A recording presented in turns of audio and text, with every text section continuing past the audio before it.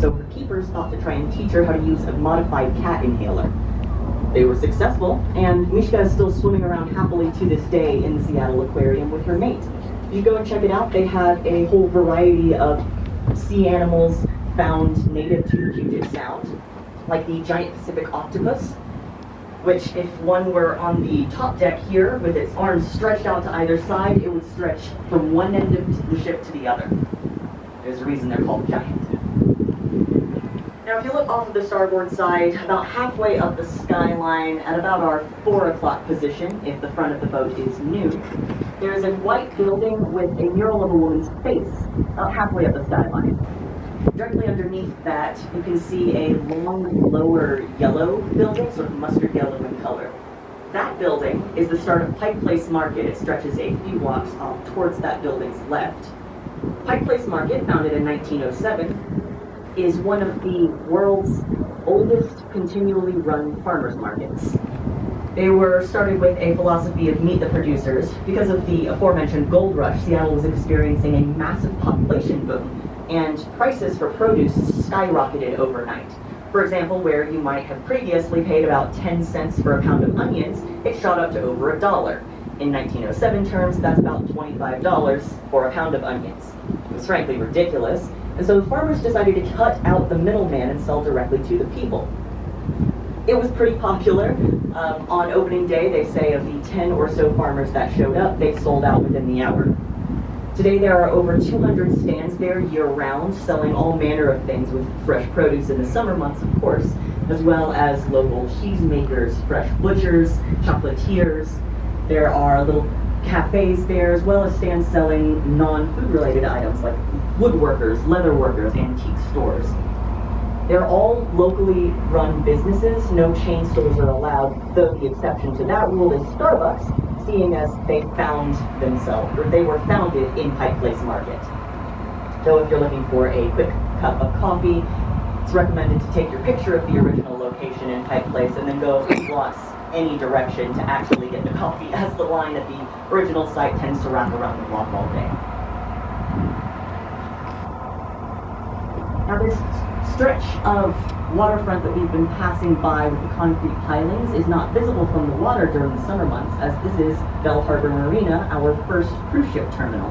It was founded in 2000 to draw some of the cruise ship crowds our direction, and since then we've become the biggest, busiest, and fastest growing cruise ship destination on the West Coast. Would have been biggest in the world, but Port Miami and Fort Lauderdale have us beat out for that, so we're only for 3. I'll talk more about the cruise ship industry later on when we pass Pier 91 into our 2 other cruise ship terminals. But for now, I will talk about the Edgewater Hotel.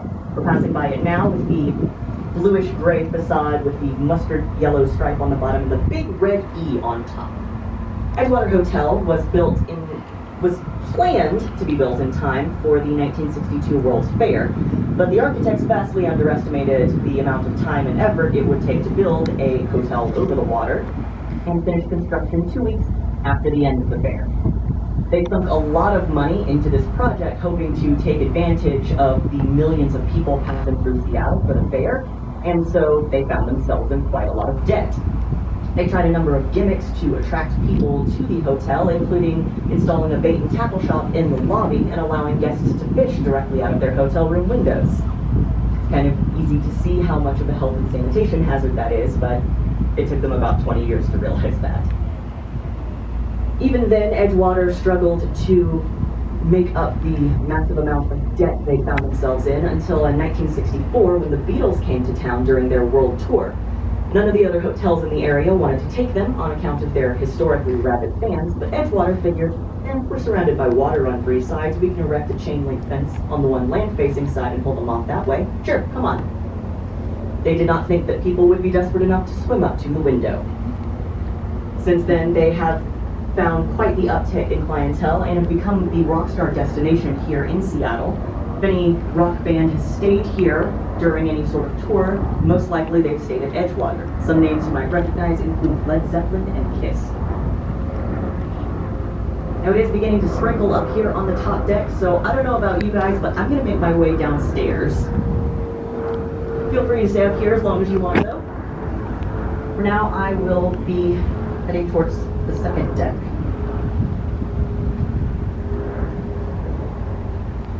Now, all of the piers that we pass by, you may notice, have been updated with more modern concrete pilings, holding them up out of the water, as the original wood pilings rot and give way over time.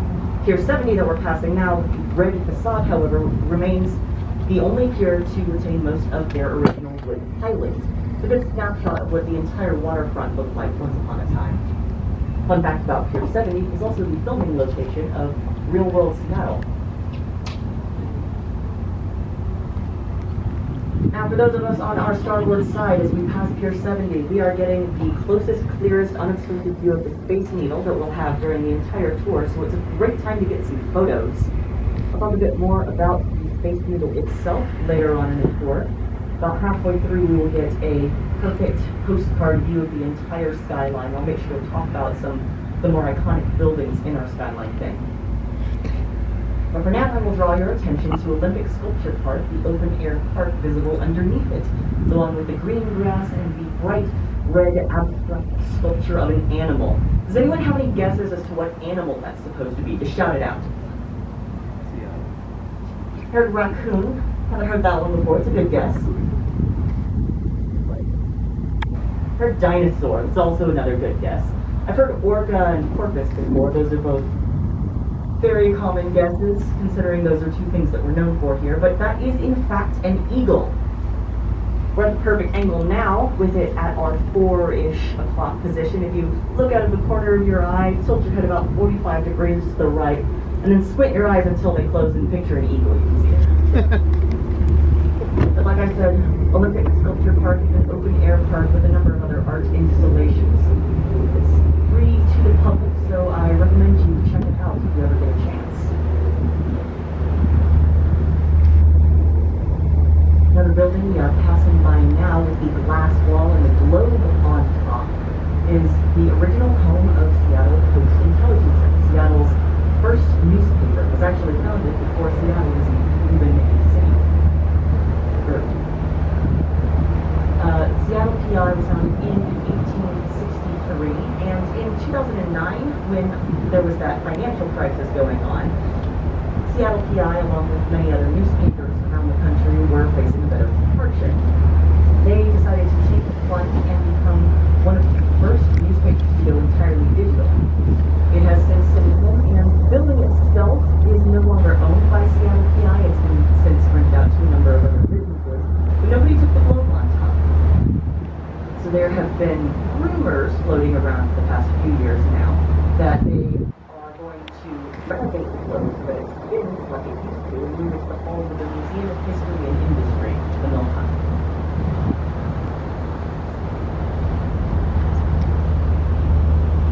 Instead of pointing out a specific feature on the waterfront, I will now draw your attention to the hill visible at our 1 to 2 o'clock position, the one with all of the trees and residential buildings on it, crowned by those 3 radio towers. That is Queen Anne Hill. A little bit of a history lesson for you. So when Seattle was first being planned out and developed, the architects wanted to model the city after the original 7 hills of Rome. Now, there's been some debate over the years as to which of the many hills in Seattle are those original 7 hills, but there are a few that are more commonly agreed upon. My personal favorite would have to be First Hill, located just south of downtown. It's also known as Hermitage Hill, which is a very huge climb. Another commonly agreed upon original hill is Queen Anne. Originally known as Eden Hill or Teacher's Hill, as when Seattle was being developed as a part of the cut. Until following the Great Seattle Fire in the late 1800s, people started moving in there and putting their houses there. They earned its new name because of the architectural style that people built their houses in the great Victorian style. Queen Anne Hill is also home to 2 of Seattle's famous fictional doctors, Dr. Fraser. This high-rise apartment, if you look very closely at the crest of the hill, you will notice it does not exist, as Fraser was filmed entirely in LA. In fact, the only episode that was filmed here in Seattle was the 100th episode, where Fraser got mugged. Our other famous fictional doctor is Dr. Meredith Grey of Grey's Anatomy. Now, the house used for exterior shots for her house does indeed exist on Queen Anne Hill, but it's a private residence, so we ask that you don't bother the family that lives there. Instead, if you want to get a picture of the Seattle skyline as visible from their window, with the Bates Needle front and center, the other skyscrapers sort of surrounding it, and Rainier off in the distance, there is a park called Cherry Park on Queen Anne. It's also known as Coast Guard Park for that reason. Our view of the waterfront is now being blocked off of our starboard side by a bulk carrier ship. So Seattle and Washington in general are known for a lot of things that we export.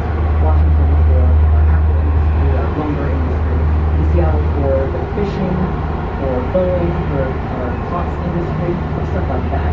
And those are all definitely ranked pretty high in our major exports. But none of those are our number one export by volume. That would be grain, specifically cattle-grade grain. And that's not because we farm any of it here, but is instead because of Seattle being positioned along the west coast. Because of the way that the Earth curves, we are an entire day closer to Asia than anywhere else on the west coast. So all of those grain farms throughout the Midwest find it much cheaper to ship their grain to us by rail, loaded up in those massive concrete terminals, and then loaded up on bulk carrier barges.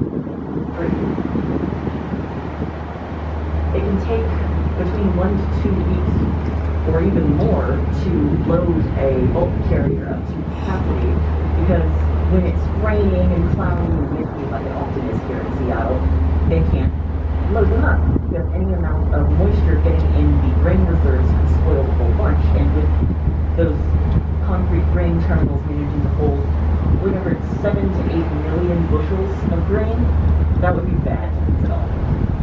Even on days like today, however, when it's nice and dry and, well, dry-ish, drier earlier today, but when it's bright and sunny and dry out, they have to go very slowly because the massive amount of grain throughout the itself would create friction, which would create a spark, which would create a fire, which a fire on a boat is.